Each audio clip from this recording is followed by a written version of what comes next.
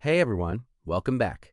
In this quick video, we're going to show you how to set and change your project units in PureCutCNC. Whether you prefer working in millimeters or inches, it only takes a couple of clicks. There are 3 easy ways to do this. First, when you start a brand new project, just pick your units right in the New Project dialog, and everything from your stock to your toolpaths will follow that unit from the get-go. Second, if you're already working on a project, just look down at the status bar. You'll see your current units sitting right there. One click, and it instantly switches between millimeters and inches. And third, you can change it from the project panel.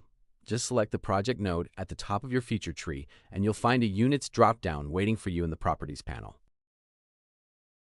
Now, whichever way you switch, from the status bar or the project panel, PureCutCNC will ask how you'd like to handle your existing measurements. And you've got 2 options. Convert Values keeps the physical size of your design exactly the same. Your stock, dimensions, and toolpath just get re-expressed in the new unit.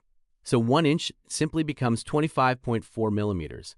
This is the recommended option, and it's what you'll want most of the time. Keep Numeric Values does the opposite.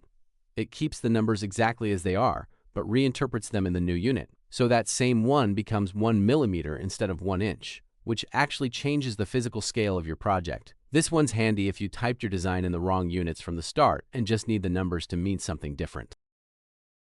And that's it. 3 simple ways to switch units, and full control over how your existing work adapts. Thanks so much for watching. If you found this helpful, be sure to check out our YouTube channel for more tips and tutorials on getting the most out of PureCutCNC. See you next time.